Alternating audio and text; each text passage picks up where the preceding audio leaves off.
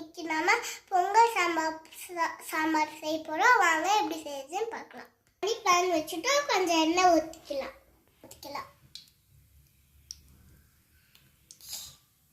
உளுந்த பருப்பு போட்டுக்கலாம். வெங்காயம் தக்காளி போட்டுக்கலாம். ஃபஸ்ட்டு பெருங்காயம் போட்டுக்கலாம். கொஞ்சமா கருவேப்பிலை போட்டுக்கலாம்.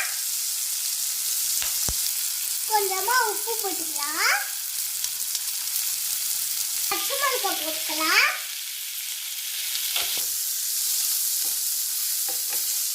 கொஞ்சமா இஞ்சி பூண்டு பேஸ்ட் போட்டுக்கலாம்.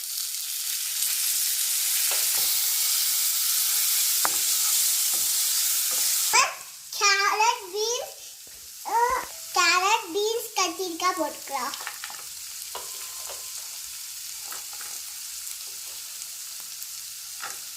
இப்போ மிக்ஸ் பண்ணிக்கலாம்.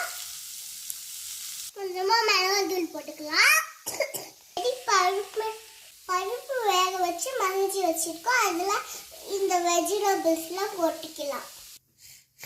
இப்போ மிக்ஸ் பண்ணிக்கலாம்.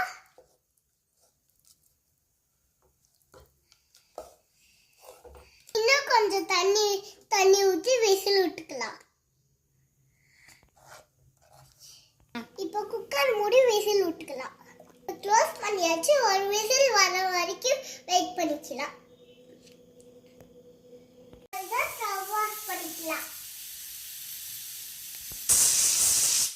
குக்கர் ஓபன் பண்ணி பார்க்கலாம்.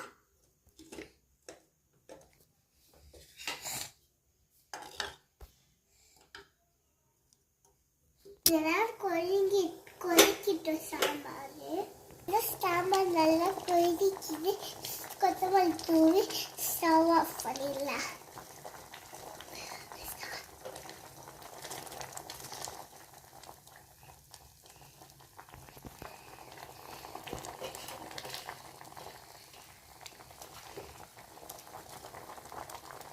அவ்வளோதான், ஸ்டவ் ஆஃப் பண்ணியாச்சு. இப்போ பொங்கல் செய்ய போகிறோம். அதுக்காக எண்ணெய் ஊற்றிக்கலாம். கொஞ்சமா நெய்யும் விட்டுட்டோம். பொங்கல் தாளிக்கிறதுக்கு மிளகு சீரகம் போட்டுக்கலாம்.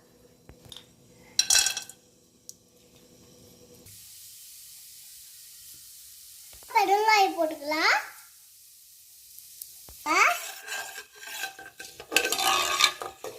பச்சை மிளகாய் போட்டுக்கலாம்.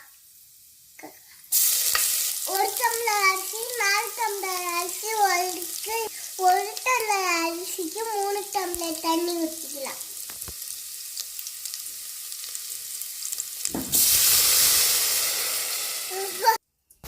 போட்டுக்கலாம்.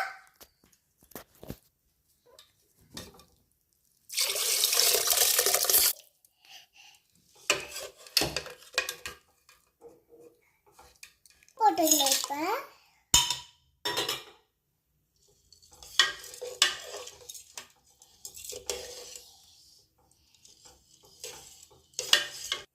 குக்கர் மூடி விசில் விட்டுடலாம்.